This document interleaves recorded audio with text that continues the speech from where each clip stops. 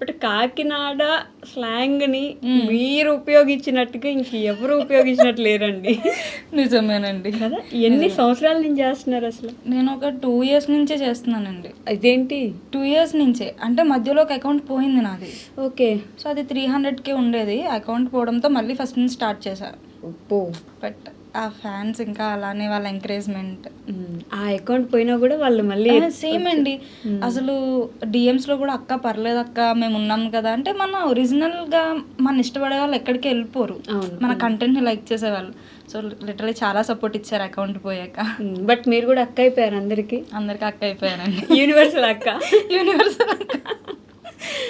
ఎందుకలా అంటే అందరూ ఇంకా ఇంట్లో మనుషులే కావును, నాకన్నా పెద్దోళ్ళైనా సరే మ్యారేజ్ అయిపోయిన వాళ్ళు కూడా అక్క అంటారు. ఇంకా మనం ఆ ఎఫెక్షన్ మనం ఏం చేయలేం. సో నేను కూడా మామూలుగా రెస్పాండ్ అవుతూ ఉంటాను. ఓకే. అభిమానాన్ని ఆపలేం కదా. ఆపలేమండి.